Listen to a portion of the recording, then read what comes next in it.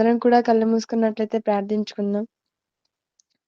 పరలోకమందున్న మా కన్న తండ్రి, తండ్రి నేటి దినాన ఎంతోమంది చూడలేక మట్టికి మన్నైపోతున్నప్పటికిని, అటి వారిలో మమ్మను ఉంచక, మీ అపారమైన ప్రేమ చేత మమ్మను బ్రతికించి, తండ్రి మీ కృప చేత మమ్మను ఈ భూమి మీద ఉంచి, మా జీవితాలలో ఇలాంటి సమయాన్ని మీరు దయచేసి, మీ మాటలను నేర్చుకొనగలిగే భాగ్యాన్ని మాకు దయచేసిన విధానానికే వందనాలు తండ్రి.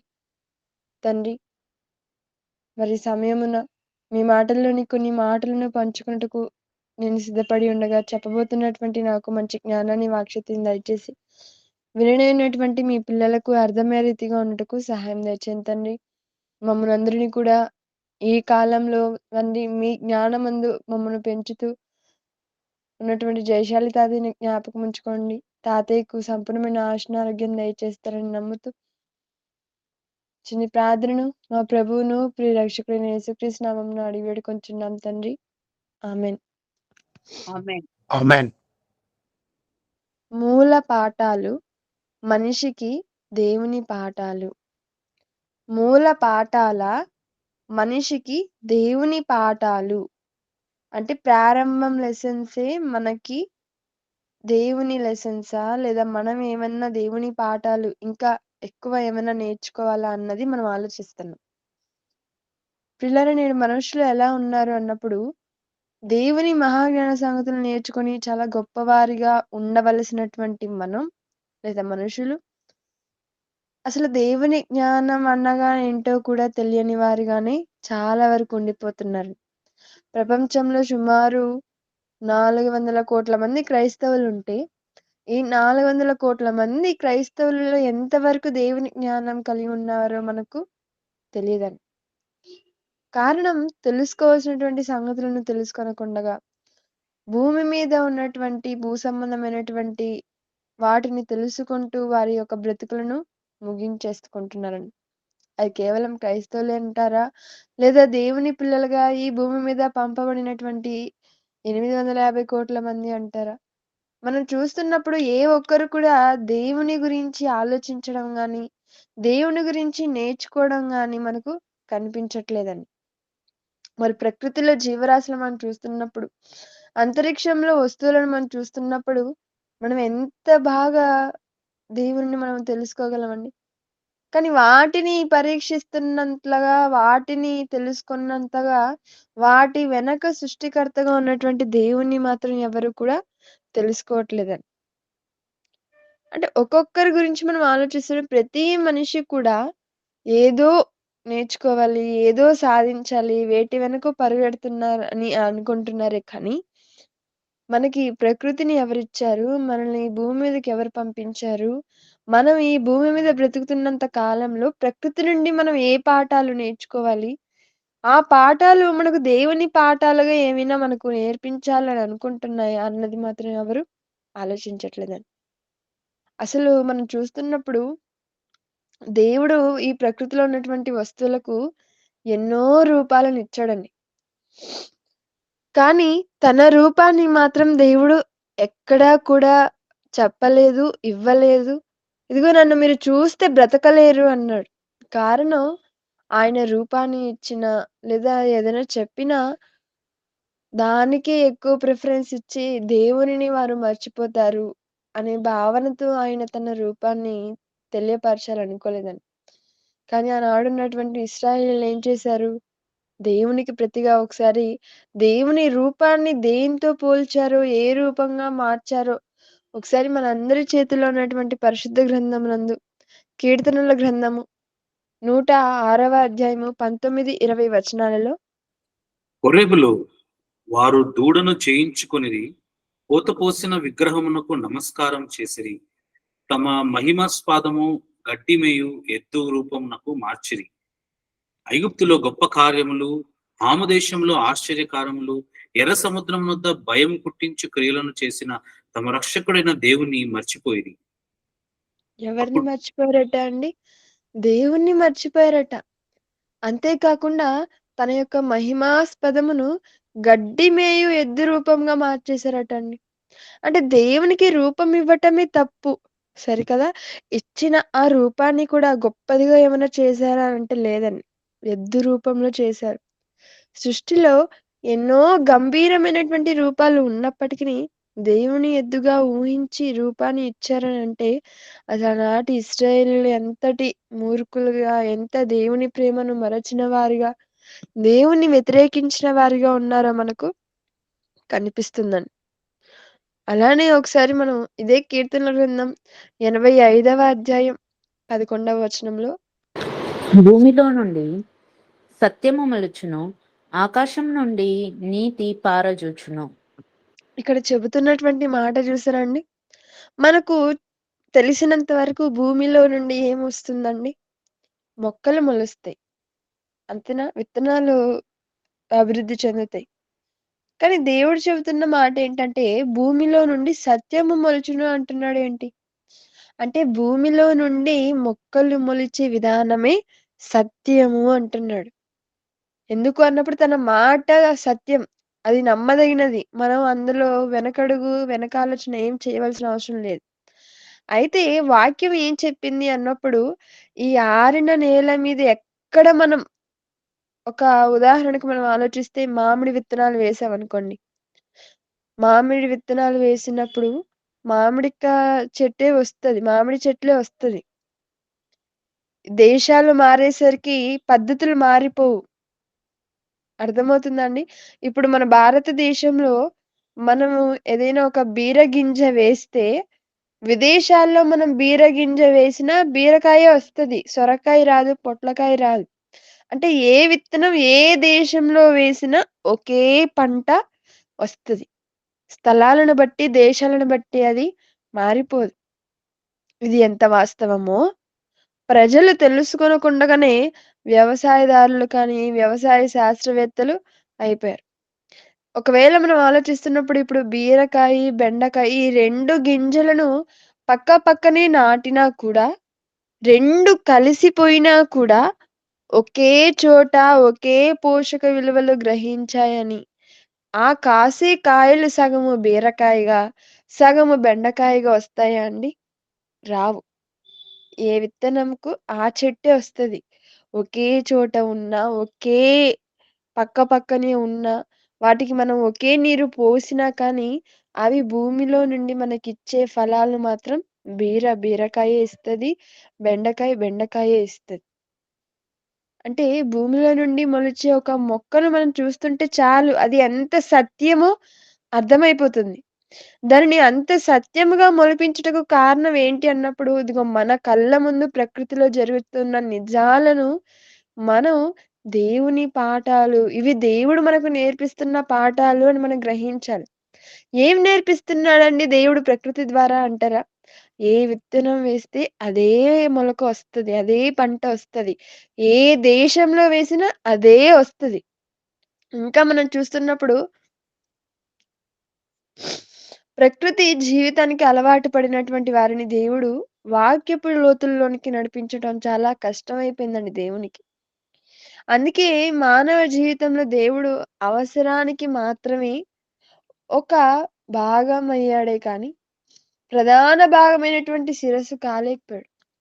దీనికి కారణం మనుషులు దేవుని అవసరతను గుర్తించి, దేవునికి ఉన్నతమైనటువంటి స్థానాన్ని ఇస్తే, ఆయన మన కార్యకలాపంలోనికి వస్తారు. లేదా ఆ మనిషి పట్ల ఒక కన్ను వేసుంటారు. కానీ మట్టి మనిషి ఏం చేస్తున్నాడన్నప్పుడు మహాదేవుని తన వైపుకు తిప్పుకోవటం, అది అంత సులువుగా జరిగేది కాదండి. అందుకే క్రీస్తుని మీ హృదయమునందు ప్రభువుగా ప్రతిష్ఠించుడి అని ఒక మాట మనకు బైబిల్‌లో కనిపిస్తుంటుందండి. మనం ఆలోచిస్తున్నప్పుడు ఈ ప్రకృతిలో దేవుడు ఎన్నిటిని ఉంచాడండి? పక్షులంటారా? పక్షుల స్వరాలంటారా? జంతువులంటారా? వాటి యొక్క అరుపులంటారా? లేదా సెలయేరులంటారా? నీటి శబ్దం మనకు ఎంత గొప్పగా ఉంటదండి. మనం ఇక్కడిక్కడ వింటే కాదు కానీ సముద్రాలకు అలా మనం వెళ్ళి అక్కడ నిల్చున్నప్పుడు వాటి యొక్క శబ్దం చాలా భయంకరంగా ఉంటుంది గదండీ! గాలి శబ్దం కానీ, నీటి శబ్దం కానీ, ప్రకృతిలో అవి చేసే శబ్దాలు, మానవుని శబ్దాలతో ఈ సృష్టి మాత్రం దద్దరిల్లిపోతూ ఉంటది. కానీ ఇన్నిటి శబ్దాలు ఇచ్చిన దేవుడు మాత్రం దేవుని శబ్దం ఈ సృష్టిలో ఎందుకు వినిపించడం లేదో తెలుసా? ఆయన శబ్దం వింటే మనం ఎవరం కూడా ఉండలేం. ఆయన స్వరం విని బ్రతికి ఉండడానికి అంత శక్తిని తట్టుకునే విధంగా దేవుడు మన మానవ దేహాలను ఆయన చేయలేదండి. అయితే ఒక ఆలోచన ఏంటన్నప్పుడు, దేవుడైన యెహోవా ఎంతో ప్రణాళిక ప్రకారంగా ఈ సృష్టిని చేశాడండి. అంతేనా? ఎన్ని రంగులున్నాయండి. మనకు తెలిసినవి మహా అయితే ఒక 24 కలర్లు లేదా 32 కలర్లు. అంటే చిన్న పిల్లలు మొదలుకొని వాళ్ళకిచ్చే క్రయాన్స్‌ని బట్టి, కలర్స్‌ని బట్టి లేదా ఇంకా ఎక్కువైతే ఒక 50 కలర్స్ రంగులు తెలిసుంటది. కానీ దేవుడు ఈ సృష్టిలో ఎన్ని రకాలు పెట్టారండి. లెక్కలేనన్ని. అలానే ప్రకృతిలో మనం చూస్తున్నప్పుడు జంతువులెన్నున్నాయి. 84,00,000 రకాల జీవరాశుల కన్నా ఎక్కువున్నాయంటే ఈ ప్రకృతిలో ఎంత ఆశ్చర్యం అండి. సూర్యుడంటారా? చంద్రుడంటారా? నక్షత్రాలంటారా? అంటే ఇవన్నీ కూడా ఆదాము పుట్టినది మొదలుకొని ఇప్పటి వరకు ఉన్నాయన్నప్పుడు, ఆదాము గారు మొదట ఎలా చూసారు అన్నప్పుడు, దేవుడు తనకిచ్చినటువంటి మనమందరం కూడా వాటిని చూడగలుగుతున్నాము, వాటిని తాకగలుగుతున్నాము, వాటిని అనుభవించగలుగుతున్నాము అనంటే మనకు దేవుడు నేత్రాలను ఇచ్చినందువలనే. అంతేనా కళ్ళున్నంత మాత్రాన కంటికి ఇవేమి కనిపించవు అని మనం అనుకోవడానికి లేదండి. మానవ దేహానికి వెలుగునిచ్చే ఆత్మ ఉండాలి ముఖ్యంగా. అందుకే దేవుడు చెప్పినటువంటి మాట మనం ఒకసారి చూస్తుంటే సామెతల గ్రంథం 20వ అధ్యాయం 27వ వచనంలో నరుని ఆత్మ యెహోవా పెట్టిన దీపము, అది అంతరంగములన్నీ శోధించును. చాలా నరుని ఆత్మ యెహోవా పెట్టిన దీపమట అండి. అంటే ప్రకృతిలోను, అంతరిక్షంలోను వెలుగు ఉంది. అంత మాత్రాన మానవ దేహంలో ఆత్మ లేకపోతే ప్రకృతిలో ఎంత వెలుగు ఉన్నా అవి కంటికి ఏమి కూడా కనిపించవు. అంటే మనిషిలో ఉన్నటువంటి వెలుగు దేవుని ఆత్మ ద్వారానే కలగాలటండి. ఈ ప్రకృతిని దేవుడు కేవలం అనుభవించడానికి మాత్రమే మనకివ్వలేదు. దాని ద్వారా దేవుని గురించి ఆలోచించాలనేది మనకిచ్చాడు. కానీ మనం ఎంతవరకు ఆలోచించగలుగుతున్నాం? ఆలోచించగలుగుతున్నామా? లేదా అనుభవించే వారిగా ఉంటున్నామా? ఈ లోకాన్ని మనం ఆలోచించకుండా అనుభవించి చనిపోతున్నామే కానీ, వాటన్నిటిని మనం తెలుసుకొని, మన బ్రతుకు పాఠాలుగా మనం స్వీకరించి, అవే దేవుని పాఠాలుగా మనం నేర్చుకోవటం లేదండి. అందుకే చెప్తున్నాడు ఏమని ఇర్మియా గ్రంథం 12వ అధ్యాయం 4వ వచనంలో భూమి ఎన్నాళ్ళు దుఃఖింపవలెను, దేశమంతటిలోని గడ్డి ఎన్నాళ్ళు ఎండిపోవలెను. అతడు మన అంతం చూడడని దుష్టులు చెప్పుకొనుచుండగా, దేశంలో నివసించు వారి చెడుతనం వలన జంతువులను పక్షులను సమసిపోచున్నవి. ఏవండి మనిషికి దేవుడు వెలుగునిచ్చి, ప్రకృతికి వెలుగునిచ్చి, ప్రకృతి అందాలను చూపిస్తూ ఉన్నప్పుడు, ఈ అందాలను చూసి ఆనందించి దేవుడిని ఆనందపరచవలసినటువంటి మనం అంధులుగా మారిపోతున్నామండి. ఎంత బాధాకరం అండి. మన మనసు అంధకారం చేసుకొని దేవుని సంగతులను, దేవుడు ఏం చెప్పాలనుకుంటున్నాడో ఆ విషయాలను మనం మర్చిపోతున్నాం. అందుకే లోకానికి దేవుడు కానీ, యేసుక్రీస్తుల వారు కానీ, దేవుని కార్యములు కానీ అర్థం కాలేదు. మరి అర్థం కావాలి అనంటే ఏం చేయాలన్నప్పుడు మన మనోనేత్రాలను వెలిగింపబడాలి. అపవాది ఏం చేశాడట అండి? మన మనోనేత్రములకు గ్రుడ్డితనము కలుగజేశాడట. మరి గ్రుడ్డివారిగా మారిపోయిన వారికి ఏమైనా కనిపిస్తుందా అండి? కనిపించదు. వాళ్ళకి ముందర స్పీడ్ బ్రేకర్స్ ఉన్నాయా? లేదా మ్యాన్ హోల్స్ ఉన్నాయా? లేదా రోడ్డు దాటాలన్నప్పుడు వెహికల్స్ వస్తున్నాయి. ఏమీ కూడా తెలీదు. ఎందుకన్నప్పుడు వారికి కనపడవు. ఎవరైనా ఒక సహాయం ఉండాలి. లేదా వారికి మెల్లమెల్లగా అర్థమయ్యేలాగా లేదా వారికి కొన్ని సైన్స్ ఉంటాయి గదండీ! గుర్తులను బట్టి వారు రోడ్డు దాటడం అంటారా? నడవడం అంటారా? అంటే గ్రుడ్డితనం ఉన్నవారు చాలా వరకు కష్టం. మరి మనకు కళ్ళున్నాయి. కానీ మన మనోనేత్రాలకు కళ్ళున్నా కూడా దేవుడి కార్యాలు, దేవుని సృష్టి కార్యక్రమాలను దేవుడు మనకిచ్చిన వాటిని చూడనివ్వకుండగా గ్రుడ్డితనం కలుగజేసేసాడటండి. అలా గ్రుడ్డితనం కలుగజేసినటువంటి మనోనేత్రాలు వెలిగింపబడాలి అని పౌలు గారు ఒక పత్రికలో చెబుతుంటారండి. ఇదిగో నేను మీ కొరకు నేను ప్రార్థిస్తున్నాను అని. అంటే దేవుని తెలుసుకునే జ్ఞానం మనకు కలగాలి. ఎందుకు మనకు దేవుని జ్ఞానం అవసరం అన్నప్పుడు, ఆయన మనల్ని ప్రేమించి ఎన్నో చేశాడు. ప్రియులారా, మనం ఆలోచిస్తుంటే ఎవరండి మనల్ని ఇంతగా ప్రేమించగలరు? ఈ కాలంలో, ఈ భూమి మీద ఎవ్వరిని మనం నమ్మడానికి లేదండి. అందరూ ఉంటారు. ఎప్పుడు? మనకు అన్నీ ఉన్నప్పుడే. కానీ మన దగ్గర ధనం పోయినప్పుడు, లేదా ఆరోగ్యం పోయినప్పుడు, ఆస్తి పోయినప్పుడు, ఎవరైనా కానీ ఉన్నారా అన్నప్పుడు ఎవరు కూడా అందుబాటులో ఉండరండి. ఇది మనం కొన్ని కొన్ని సార్లు అనుభవిస్తే కానీ మనకు అర్థం కానివి. లేదండి మీకేం తెలుసండి? నాకు చాలా మంది ఉన్నారండి. నన్ను ఏనాడు కూడా పడనివ్వరండి. నన్ను నిలవబెట్టగలరండి. అంటే మనకన్నీ ఉన్నప్పుడు ఉంటారేమో అండగా, తోడుగా. కానీ ఒక్కసారి మనం ఏదైనా కోల్పోయినప్పుడు వాళ్ళు పక్కన నిలబడడం చాలా తక్కువ అండి. అంతెందుకు బైబిల్‌లో భక్తుడైనటువంటి యోబు గారి గురించి మనం ఆలోచిస్తున్నప్పుడు, అన్నీ ఉన్నప్పుడు అందరున్నారు. ఫ్రెండ్సొచ్చారు, విందులిచ్చాడు, అన్నీ చాలా గొప్పగా ఉన్నారు. కానీ అతనికి అనారోగ్యం వచ్చేసరికి, ఆస్తి పోయేసరికి, అంతటిని పోగొట్టుకునేసరికి తన భార్యే తనని అర్థం చేసుకోనకుండగా, "ఇంకా ఎందుకయ్యా నువ్వు యథార్థంగా ఉన్నావు? అదేదో ఆ దేవుడిని దూషించి చచ్చిపోవచ్చు కదా! ఎందుకిలా బ్రతికి మమ్మల్ని చంపుతున్నావు?" అన్నట్లుగా మాట్లాడిందండి. అంటే భూమి మీద మనం మనుషులంగా ఉంటున్నటువంటి మనకు ఎవరు నమ్మకమైనటువంటి వారుగా ఉన్నారు అన్నప్పుడు కేవలం పరలోకమందున్న తండ్రి. అందుకే చెప్తుంటాడండి. తల్లి మరుచునేమో కానీ నేను మరువను. తల్లి నిద్రలోనైనా మరచిపోయి తన బిడ్డ మీద పడిపోతుందేమో. కానీ పరలోకమందున్న దేవుడు కంటికి రెప్పలా కునుకు లేకుండా, నిద్రపోకుండా మనకు ఏమి కావాలో ప్రతీదీ కూడా ఆయన తీరుస్తున్నారండి.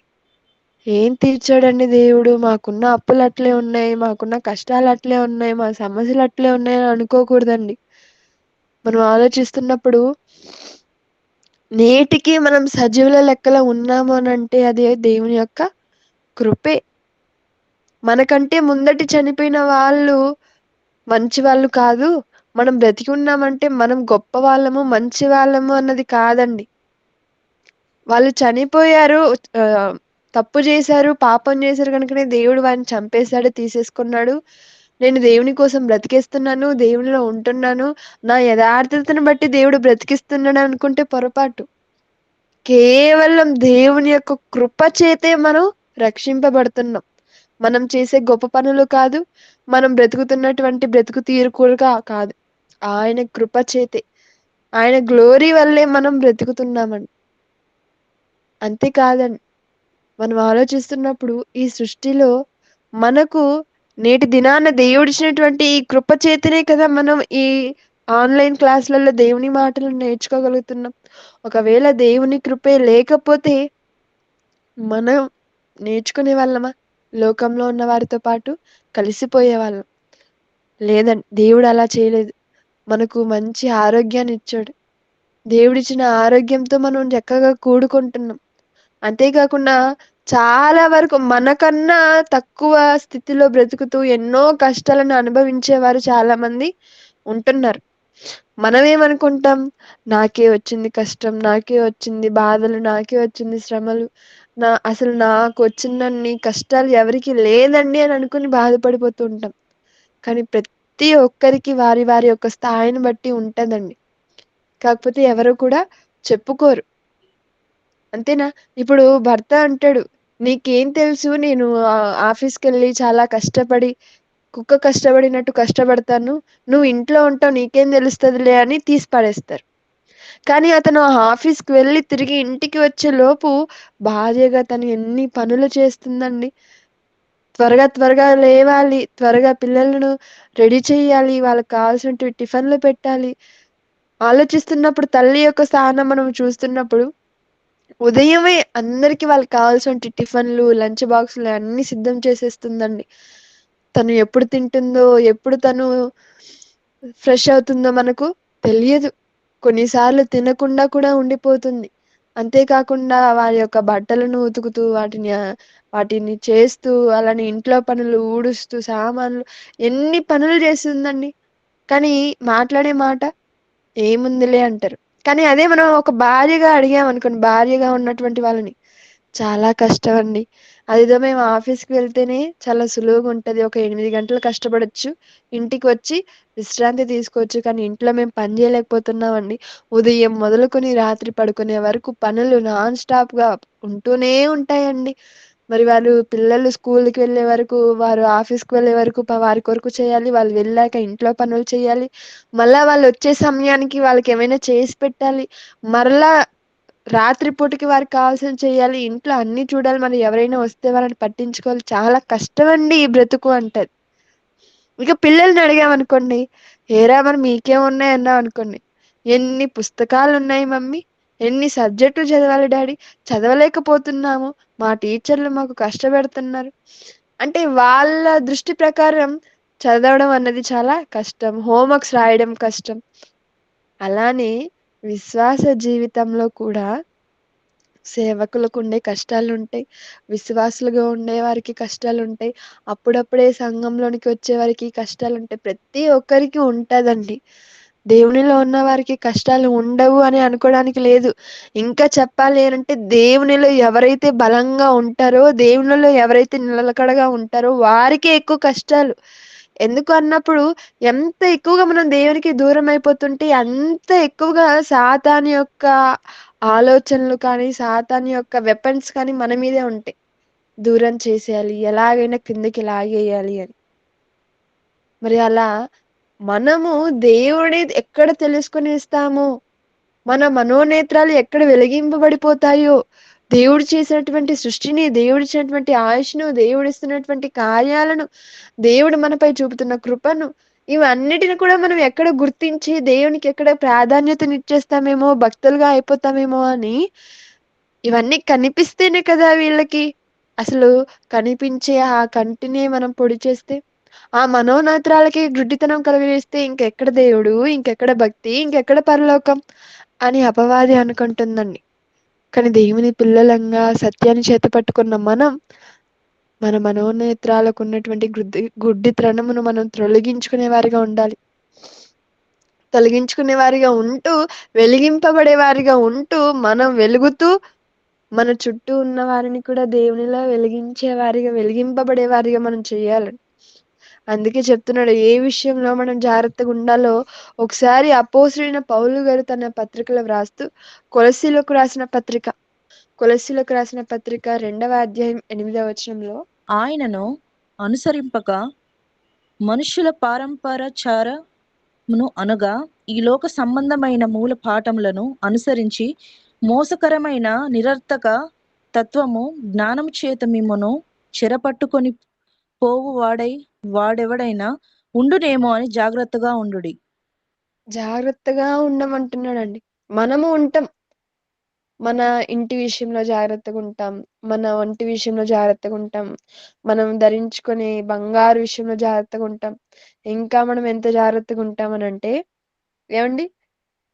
ఇప్పుడు బయటికి కనిపించే వస్తువులలాగే మనం విలువైన వాటిని కూడా మన ఇంట్లో పాడేస్తూ ఉంటామా? ఆ చైన్ తీసి అలా అద్దం కాడ, మరి ఆ కమ్మలు తీసి ఎక్కడైనా సెల్ఫ్‌లలోనో అంటే బంగారువి మనం పెడతామా? అమ్మో! పెట్టం. మనం వేసుకొని జాగ్రత్తగా వేసుకుంటాం. ఎక్కడ బిరట కింద పడిపోతుందేమో, ఎక్కడ కనిపియదేమో మళ్ళా వెతుక్కోవాలి. ఒకవేళ కింద పడిపోయి కనిపించలేదనుకోని వదిలేసుకుంటామా? అమ్మమ్మో! లేదు. వెంటనే టార్చ్ తెస్తాం. ప్రతీ కింద మనం వెతుకుతాం. చక్కగా నీట్‌గా ఊడ్చి, వెతికి, మళ్ళా ఆ చెత్తలో కూడా మనం చేయి పెట్టి చూస్తూ ఉంటాం. కనిపిస్తుందేమో, దొరుకుతుందేమో అని. అంటే విలువైన దాన్ని మనం పోగొట్టుకోవడానికి ఇష్టపడం. అంత ఈజీగా కూడా మనము వదులుకోవడానికి సిద్ధపడం. ఎందుకు? బంగారం ఎంత విలువైనది అది. దాన్ని ఎంత జాగ్రత్తగా కాపాడుకుంటాం. అమ్మో! బీరువాలో, లాకర్‌లో, మళ్ళా సీక్రెట్ లాకర్ లోపల, మళ్ళా డబ్బాలో, ఆ డబ్బాలో మళ్ళా చిన్నగా ఒక కవర్‌లోనో, పేపర్‌లోనో పెట్టి, డబ్బాలో పెట్టి, ఏవండీ సీక్రెట్ లాకర్‌కి లాక్ వేసి, మరి లాకర్‌కి లాక్ వేసి, బీరువాకి లాక్ వేసి, ఇంటికి లాక్ వేసి, ఇవన్నీ వేసి చర్చికొచ్చి కూర్చున్నప్పటికి ఎక్కడో డౌటు. బీగం వేశానా? మరి బీరువాకి బీగాలేసానా? బీగాలు ఎక్కడైనా ఎత్తి పెట్టానా? లేదా అక్కడ ఏమన్నా మర్చిపోయానా? అంటే ఎంతగా ఆలోచిస్తుంటామండి మనం. ఎంతగా జాగ్రత్త పడుతూ ఉంటాం. భూమి మీద దేవుడు మన కొరకు ఇచ్చిన వాటిని, అనుభవించడానికి ఇచ్చిన వాటిని మనం అంత జాగ్రత్తగా కాపాడుకుంటున్నప్పుడు, దేవుని మాటలను కానీ, దేవుడు మనకు చెప్పాలనుకున్నది కానీ, దేవుడు మనకిచ్చిన ఈ శరీరాన్ని కానీ ఇంకెంత జాగ్రత్తగా మనం కాపాడుకోవాలండి. దేవుని వాక్యంలోని భావమును చెప్పక చాలా వరకు వాక్యమునకు లౌక్యము జోడించి కథలు కథలుగా చెబుతూ దేవునికి దూరం చేసే జ్ఞానాన్ని అనగా తత్వజ్ఞానాన్ని చేత పట్టుకొని తప్పు మార్గాన్ని తీసుకొని వెళ్ళిపోతున్నారు. అలా తీసుకొని వెళ్ళిపోయి నిత్య జీవానికి అర్హులుగా, అపాత్రులుగా చేసే బోధలే నేటి క్రైస్తవ సమాజంలో మనకు కనిపిస్తున్నాయండి. అలాంటి తరుణంలో అసలు దేవుని పిల్లలుగా, ప్రజలుగా ఉంటున్నటువంటి వారు దేనిని నమ్మాలో తెలియక, ఉన్న నమ్మకాన్ని కూడా పోగొట్టుకొని సంఘాలలో జీవోత్సవాలుగా మిగిలిపోతున్నారండి. అసలు మనం ఒకసారి సంఘాలలో మనం చూస్తున్నప్పుడు అసలు బోధించే మూల పాఠాలే మహా సంగతులు అనుకోని పాడిన పాటే, చెప్పిన వాక్యమే పదే పదే చెప్పుకుంటూ ఆ, ఆ ఇవి మాత్రమే నేర్పిస్తుంటే, ఇంక చివరి వరకు మనకి ఎవరు నేర్పిస్తారండి? ఇప్పుడు ఆల్ఫాబెట్స్‌లో 26 లెటర్స్ ఉంటాయి. A to Z. A, B అని మనకు ఏబీసీడీలే నేర్పిస్తూ ఉంటే, మిగిలినవన్నీ మనకెవరు నేర్పిస్తారు? అవన్నీ కూడా జ్ఞానం కాదా? అవన్నీ కూడా మనకు సొంతం కాదా? అవన్నీ మనం నేర్చుకోనవలసిన అవసరం లేదా? నేర్చుకోవాలండి. అవే మూల పాఠాలు. ఆ మూల పాఠాలను మాత్రమే పట్టుకుంటున్నారు కానీ, దేవుని యొక్క పాఠాలను ఎవరు కూడా నేర్చుకోలేకపోతున్నారు. అంతేనా? ఒకసారి అపోస్తులైనటువంటి పౌలు గారిని మనం ఆలోచిస్తున్నప్పుడు ఎంత నిర్మొహమాటంగా ఆయన సంఘాన్ని దండిస్తున్నారో, సంఘాన్ని హెచ్చరిస్తున్నారో, ఒకసారి మనం చూస్తున్నప్పుడు హెబ్రీలకు రాసిన పత్రిక 5వ అధ్యాయము 12వ వచనంలో కాలంను బట్టి చూచితే మీరు బోధకులుగా ఉండవలసిన వారై ఉండగా దేవోక్తులలో మొదటి మూల పాఠములను ఒకడు మీకు మరలా బోధింపవలసి వచ్చింది. మీరు పాలు త్రాగవలసిన వారే గాని బలమైన ఆహారము తినగలవారు కారు. చాలండి. ఇక్కడ మనం చూస్తున్నప్పుడు కాలమును బట్టి చూచితే ఎలా ఉండాలట? బోధకులుగా ఉండాలట అండి. కానీ ఎలా ఉన్నారట? దేవోక్తులలో మొదటి మూల పాఠములను ఒకడు మీకు మరలా బోధింపవలసి వచ్చెను. ఆల్రెడీ బోధించారు. ఆల్రెడీ మూల పాఠాలు చెప్పారు. కానీ మీరు ఎలా తయారైపోయారంటే మరలా మీకు అవే నేర్పించవలసిన పరిస్థితుల్లోకెళ్ళిపోయారు. కానీ మీరు ఎలా ఉండాలి అన్నప్పుడు బోధకులుగా ఉండిండాలి. ఏవండీ పౌలు గారి ఆవేదన మనకు అర్థం కావాలి అంటే మన కళ్ళ ముందు జరిగేటివి మనం ఆలోచిస్తే అర్థమైపోతుందండి. ఇప్పుడు మనం ఆలోచిస్తుంటే పుట్టిన బిడ్డ దినదినము ఎదుగుతూ ఉండాలి. అంతేనా? ఒక 4 సంవత్సరాలైనా ఎదగకుండా, 6 సంవత్సరాలైనా ఎదగకుండా గ్రోత్ అండ్ డెవలప్‌మెంట్ ఆగిపోయిందనుకోండి. మనకి ఎదుగుదల ఆగిపోయిందనుకోండి. ఎంత బాధపడతామండి? మా అబ్బాయేంటి? లేదా మన బిడ్డేంటి ఇలా ఉన్నాడు? మన బిడ్డ వయసుతో ఉన్నటువంటి వాళ్ళందరూ కూడా చక్కగా ఆడుతూ, పాడుతూ, గెంతులేస్తూ, ఆటలాడుకుంటూ, తిరుగుతూ ఉన్నారు. కానీ మన బిడ్డ ఏంటి ఇలాంటి పరిస్థితిలో ఉన్నాడు? ఎదగలేకపోతున్నాడు. ఏంటి సమస్య? అంటే ఆరోగ్య విషయంలోనే మనం చూస్తుంటే ఎదగాలి. వయసును బట్టి, జ్ఞానమును బట్టి ఎదుగుతూ కూడా ఎళ్ళిపోవాలి. చిన్నప్పుడు పాలు తాగాను కదా! పాల బుడ్డిలో అని చెప్పి డిగ్రీ చదువుతున్నా కూడా పాల బుడ్డిని తీసుకెళ్ళాడనుకోండి కాలేజీకి. ఎలా ఉంటది? అందరూ కూడా నవ్వుతారు. "ఏంట్రా నువ్వేమైనా చిన్న లొల్లా ఇంకా పాల బుడ్డి తెచ్చుకో అన్నావు? ఎదగలేదా? గాడిద వయసొచ్చింది" అంటారు. అంటే మనం ఎదుగుతూ ఉండాలి. లోకంలో కానీ, శారీరకంగా కానీ, జ్ఞానంలో కానీ, వ్యాపారంలో కానీ, మనం చేసే పనులలో కానీ, మనం ఉంటున్నటువంటి ఇంటిలో కానీ, ప్రతి దాంట్లో మనం ఎదగాలి అని ఎలా అనుకుంటామో, దేవుని విషయానికొచ్చేసరికి కూడా మనం దినదినము అభివృద్ధి చెందాలి. మనము బోధకులుగా ఉండాలి. కానీ అలా బోధకులుగా ఉండకపోగా ఎలా ఉన్నారు అంటే మూల పాఠాలను ఒకడు మరలా మీకు బోధించే పరిస్థితిలో ఉన్నారు. అంతేనా అండి? మనం చూస్తున్నప్పుడు చాలా వరకు చెప్పిందే, చెప్పిందే, చెప్పిందే చెబుతూ ఉంటారండి. ఎలాగా? బాప్తిస్మము అనగా క్రైస్తవుడు అంటే సువార్త అంటే ఏంది? బాప్తిస్మం ఏంది? ఇంకా అండి మనం పాపం చేయకూడదు. మనం పరిశుద్ధంగా ఉండాలి. ఇవే మనకు నేర్పిస్తారు కానీ, బాప్తిస్మమే మనకు పరలోకం అంటారే కానీ, బాప్తిస్మం తీసుకుంటే పరలోకానికి వెళ్ళిపోతాం అంటారే కానీ, మరి బాప్తిస్మం తీసుకున్న తర్వాత ఎలా ఉండాలి? ఎలా ఉంటే మనం చేరుకుంటాం? చివరి వరకు ఎలా నమ్మకంగా ఉండాలి? ఏమి కూడా ఎక్కడ కూడా చాలా వరకు నేర్పించే సంఘాలు చాలా తక్కువండి. బాప్తిస్మం అనగా ఏంటి అన్నప్పుడు మనం పరలోకానికి వెళ్ళడానికి మొదటి మెట్టు ఎక్కాం. చేరిపోలేదు పరలోకానికి మనం బాప్తిస్మం ద్వారా. బాప్తిస్మం ద్వారా మన పాత జీవితాన్ని మనం విడిచిపెట్టి దేవునిలోనికి ఎంటర్ అయ్యాం. దేవునిలోనికి వచ్చాం. వచ్చిన మనం దేవుని యొద్దకు వెళ్ళాలి అంటే ప్రయాణం సుదీర్ఘమైన ప్రయాణం ఉంది. మరి నేను పలానా ఊరికి వెళ్ళాలండి అని చెప్పి రైల్వే స్టేషన్‌కి వెళ్ళిపోతే సరిపోతుందా అండి? ఎక్కడికెళ్ళలేం. అక్కడే ఉండిపోతాం. మనం ఒక గమ్యస్థానానికి చేరుకోవాలని అనుకున్నప్పుడు రైల్వే స్టేషన్‌కి వెళ్తాం. మరి కనిపించిన రైళ్ళన్నీ ఎక్కేస్తామా అంటే ఎక్కం. మనం ఏ గమ్యానికి వెళ్ళాలనుకుంటున్నామో, ఆ గమ్యం చేర్చే ప్రయాణమే చేయాలనుకుంటాం. అది ఒక గంట ఆలస్యమైనా, 2 గంటలు ఆలస్యమైనా, ఒక రోజు ఆలస్యమైనా అక్కడే వెయిట్ చేసి, మనం చేరుకోవాల్సినటువంటి గమ్యానికి చేర్చే రైలు ఎప్పుడొస్తుందో అప్పుడు దాన్ని అందుకొని, అక్కడ నుండి మనం వెళ్లి ప్రయాణం చేసి మన గమ్యస్థలాన్ని చేరుకుంటాం. ఇది ఎంత వాస్తవమో, మనము ఈ భూమి మీద నుండి పరలోకానికి వెళ్ళాలన్నా, మానవ స్వరూపం నుంచి దేవుని యొద్దకు దేవుని స్వరూపంలోనికి వెళ్ళాలి అన్నా, మనము కూడా ప్రయాణించాలి. అలా ప్రయాణించడానికి మనం తీసుకున్న టికెట్టే బాప్తిస్మం. పవిత్ర లోతుకి, పరిశుద్ధతలోనికి వచ్చాం. వచ్చిన మనం అలా వస్తే సరిపోదు. స్టేషన్‌లోనికి వెళ్తే కూర్చుంటే సరిపోదు. టికెట్ ఉంటే సరిపోదు. ప్రయాణం చేయాలి. అలా ప్రయాణం చేసేటప్పుడు కొన్ని కొన్ని సార్లు కంఫర్ట్ ఉండదు. నిద్ర ఉండదు. ఏమీ కూడా ఉండదు. అయినా కూడా తట్టుకోవాలి. కొంచెం దూరమే కదా! మరి సరైన భోజనం లేదు.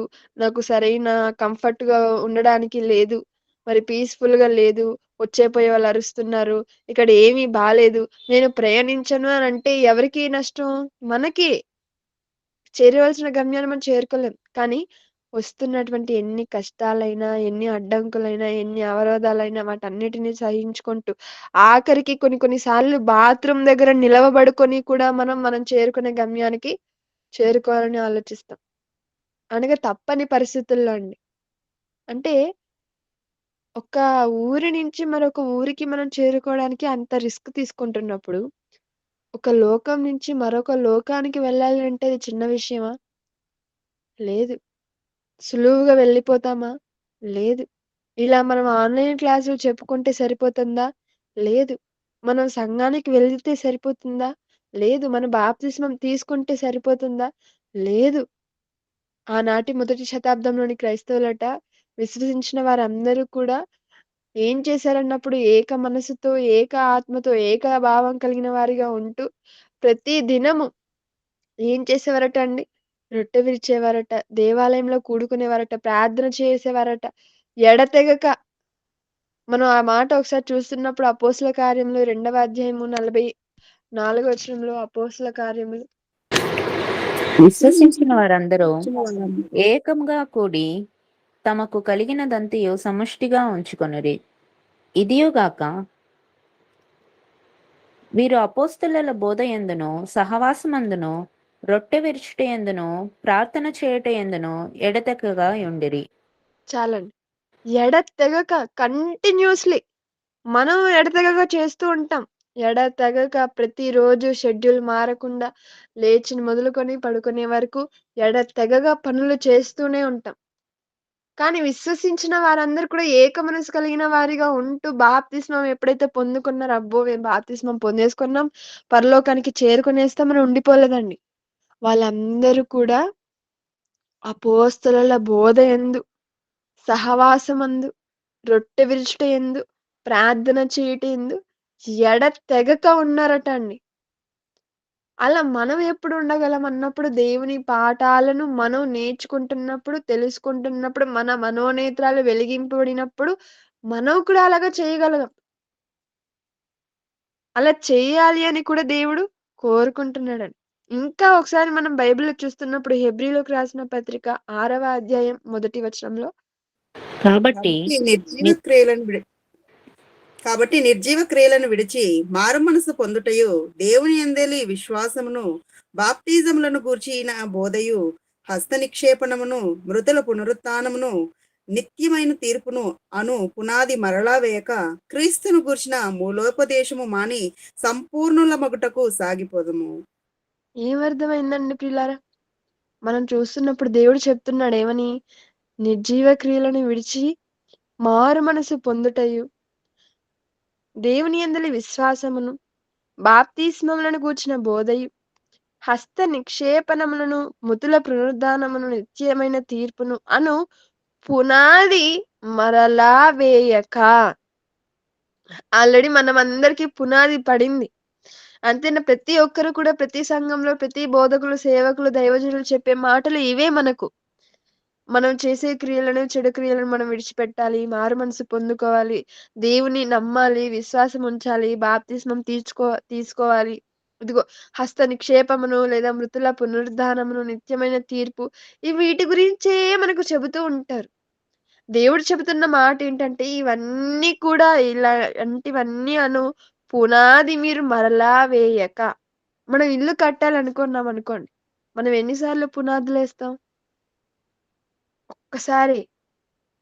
ఒకసారే వేస్తాం. ఏవండీ నాకు పునాది వేయడం చాలా ఇష్టమండి. పునాది చాలా బలంగా ఉండాలి అండి. ఇల్లు చాలా స్ట్రాంగ్‌గా ఉండాలి అండి. కాబట్టి నేను సంవత్సరానికి ఒకసారి పునాది వేస్తూనే ఉంటాను అని అన్నాననుకోండి. అప్పుడు ఇల్లు ఎప్పుడు కట్టగలడు? ఇంటి నిర్మాణం పూర్తవుతదా? ఆ ఇంటిలో ప్రవేశించగలడా? ఆ ఇంట్లో నివాసం చేయగలడా? లేదు. ఎంత వాస్తవమో మనకు కూడా పునాది వేయబడింది. ప్రారంభంలో మనం విన్నాం, తెలుసుకున్నాం, మారు మనసు పొందాం, విశ్వసించాం, బాప్తిస్మం పొందుకున్నాం.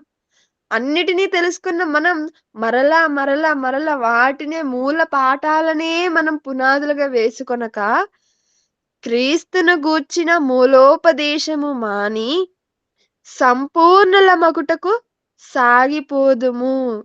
సాగిపోవాలట. మనం అక్కడే ఉండిపోకూడదండి. తెలుసుకొని పునాది వేశాం కదా అని అక్కడే ఉండిపోకూడదు. పునాది వేసిన తర్వాత ఇంటి నిర్మాణాన్ని మనం ప్రారంభించాలి. ఆ ఇంటి నిర్మాణాన్ని ప్రారంభించేటప్పుడు ఎన్ని కష్టాలొస్తుంటాయండి. వర్ణనాతీతమన్ని కష్టాలు. అందుకే మనకు భూమి మీద తెలియాలి అంటే, కష్టం తెలియాలంటే ఇల్లు చేసి చూడు, పెళ్లి చేసి చూడు అంటారు. అంటే చాలా కష్టమైనవి ఇవి 2 కూడా. ఎంత పెట్టినా కూడా తక్కువే.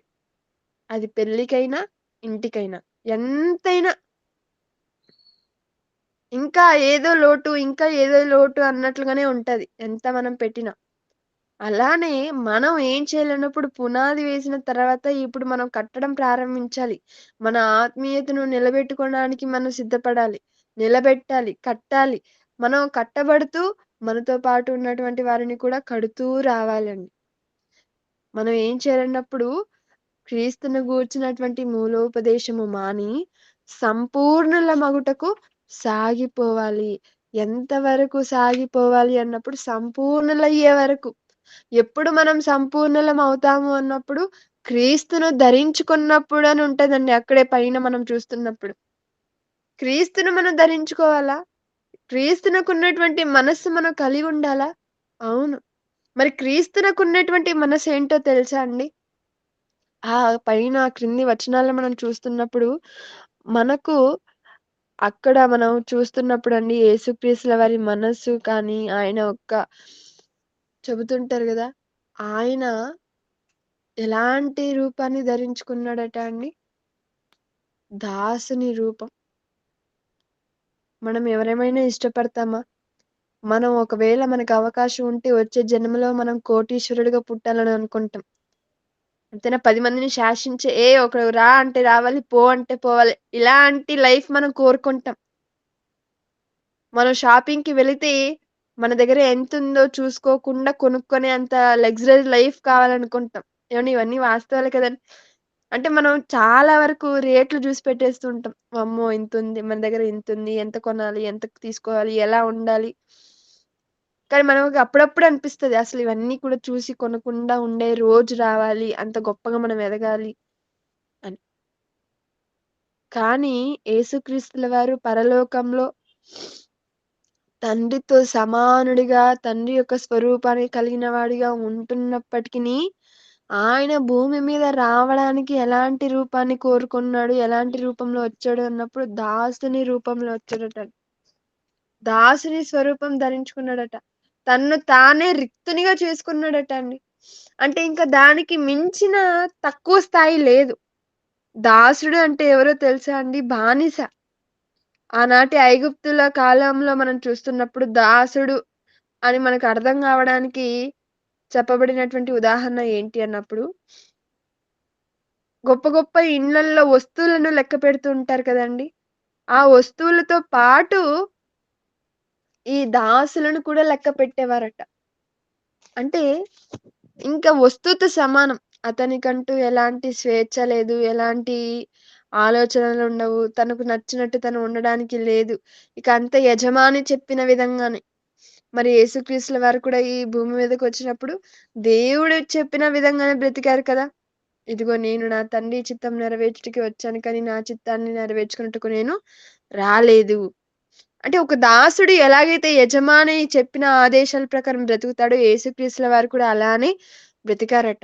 అలానే ఉన్నారు. అందుకే ఆయన యొక్క నామము ఈ భూమి మీద కాదు, భూమి కింద ప్రతి వాని నామము యేసుక్రీస్తు పేరట వంగునట్లు. ప్రతి వాని మోకాలు యేసు నామమున వంగాలి అంటారు. కారణం యేసుక్రీస్తుల వారు దేవుని కొరకు అంత ఉన్నతంగా బ్రతికాడు. సంపూర్ణత పురుషుడు. కంప్లీట్ మ్యాన్ ఎవరు అన్నప్పుడు యేసుక్రీస్తుల వారే. అందుకే చెప్తుంటారు గదా! నేనే మార్గము, నేనే సత్యము, నేనే జీవము. నా ద్వారానే తప్ప ఎవడును కూడా తన యొద్దకు రాలేడు. అలాంటి యేసుక్రీస్తుల వారినే పోలి నడుచుకున్న వ్యక్తిగా మనకు కనిపించే వ్యక్తి అపోస్తుడైన పౌలు గారు. ఇదిగో నేను క్రీస్తును పోలి నడుచుకున్న ప్రకారం మీరు నన్ను పోలి నడుచుకొనుడి అన్నాడు. ఏంటి నిజంగా నడుచుకున్నాడా? అవునండి. ఫిలిప్పీ పత్రికలో చెప్తాడండి. నేను ఏ విధము చేతనైనా కూడా నేను మృతులలో నుండి లేపబడేటట్లు, పునరుద్ధానము పొందుటట్లు, యేసుక్రీస్తుల వారితో సమానంగా ఉండునట్లు నేను కూడా ప్రయాసపడుతున్నాను. నేను కోరుకుంటున్నాను. దానికి ఎంతైనా కష్టపడతాను అన్నారు. మరి తన జీవితంలో ఉన్నారా చెప్పిన విధంగా అంటే అవునండి. ఆ కొరింథీ పత్రిక రెండవ పత్రిక 11వ అధ్యాయంలో మనం చూస్తుంటే అబ్బా! మనం చదవడానికే మనకు ఆయాసం వచ్చేస్తూ ఉంటది. ఏంటి ఇన్నా అని. ఆయన అన్నీ చెప్పుకుంటూ ఇదిగో చెప్పవలసినవి నేను చెప్పినవి కొన్నే, ఇంకనూ చెప్పవలసినవి అనేకములున్నవి అంటాడండి. అంటే సంపూర్ణులుగా అవ్వడానికి ఎంత ప్రయాస పడ్డారో చూసారా బైబిల్‌లో ఉన్నటువంటి వాళ్ళు. మనకు ముందు తరాల్లో ఉంటున్నటువంటి వాళ్ళు. మనం క్రీస్తులోనికి వస్తే సరిపోదండి. క్రీస్తుని ధరించుకుంటే సరిపోదండి. క్రీస్తులా బ్రతికితేనే మనకు పరలోకం. అలా మనం బ్రతకాలి అనంటే మనకు మూల పాఠాలు సరిపోవు. పునాది సరిపోదు. పునాది అవసరమే. వద్దు, లేదు అది పనికిరాదని చెప్పట్లేదండి. మనం ఆలోచించవలసిన విషయం పునాది మనకు ముఖ్యం. పునాది ఎంత బలంగా ఉంటే నిర్మాణం కూడా అంత బలంగా, ఉన్నతంగా ఉండడం ఎంత వాస్తవమో, మనం దేవునిలోనికి వచ్చిన మనం పునాదిలో అనగా బాప్తిస్మంలోనికి వచ్చిన మనం దేవునిలో ఎదగడం కూడా అంతే ముఖ్యం. మూల పాఠాలతో మనం దేవుని పాఠాలు నేర్చుకున్నప్పుడే, దేవుడి కోరుకున్న విధంగా మనం బ్రతికినప్పుడే మనం పరలోకం చేరుకుంటామే కానీ, మూల పాఠాల్లోనే ఉండిపోతే మనం ఎదగడం కష్టం. దేవుని దగ్గరకు వెళ్ళడం కూడా కష్టం. కనుక మనందరం కూడా దేవుని మేలుతో కూడినటువంటి పిలుపునకు మనం మేలుకొలుపును మనం అర్థం చేసుకొని ఇదిగో దేవుడు ఏదైతే కోరుకున్నాడో, దేవుడు ఏ విధంగా మనల్ని రావాలనుకున్నాడు, ఎలా ఉండాలనుకున్నాడు, వీటన్నిటిని కూడా మనం తెలుసుకొని, దేవుడిచ్చినటువంటి 26 పుస్తకాలు కలిగినటువంటి దేవుని మాటలను మనం నేర్చుకుంటూ, ఆయన ఇష్ట ప్రకారంగా బ్రతికినప్పుడే ఆయన చెంతకు మనం చేరుకోగలమండి. కాబట్టి ఈ మాటలతో మనందరం కూడా నేటి దినాన తెలుసుకొని, నేర్చుకొని, ఆయన ఉన్న లోకానికి చేరుకోవాలని ఆశిస్తూ, మరి ఈ మాటలతో నన్ను నేను హెచ్చరించుకుంటూ, మీ అందరిని కూడా దేవుని ప్రేమను బట్టి హెచ్చరిస్తూ ఈ నా మాటలు ముగిస్తున్నాను. అందరం కూడా కళ్ళు మూసుకున్నట్లయితే ప్రార్థించుకుందాం.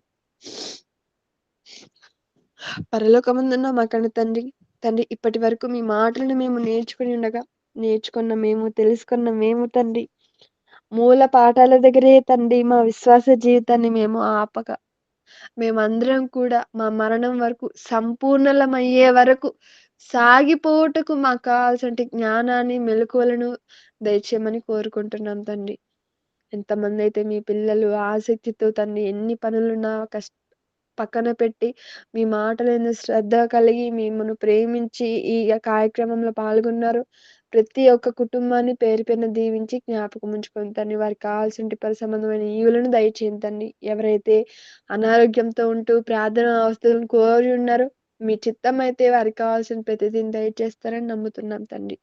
మేమందరం కూడా తండ్రి ఇలాగున ఈ భూమి మీద బ్రతికున్నంత కాలం మీ పనులలో ఉంటూ, మీ మాటలను నేర్చుకుంటూ, ఒకరినొకరము హెచ్చరించుకుంటూ, ఒకరినొకరము పురికొల్పుకుంటూ తండ్రి, మేము మరణించి మీ చెంతకు చేరే వారిగా ఉండగలిగేంత విశ్వాస జీవితాన్ని మేము ప్రతి ఒక్కరం కలిగి ఉండటకు సహాయం దయచేస్తారని నమ్ముతూ, మీ చిత్తమైతే, మీ కుమారుని రాకడ ఆలస్యమైతే మరొక పర్యాయము తండ్రి మీ చిత్తమైతే మేమందరం కూడా కలుసుకొని ఈ మాటలను నేర్చుకునగలిగే అవకాశం దయచేస్తారని నమ్ముతూ, చిన్ని ప్రార్థనను త్వరలో మా అందరి కొరకు రానైనటువంటి యేసుక్రీస్తుల వారి నామమున మిక్కిలి వినయంతో బ్రతిమలాడి వేడుకుంటున్నాం తండ్రి. ఆమేన్. అందరికీ వందనాలండి. ఆమేన్.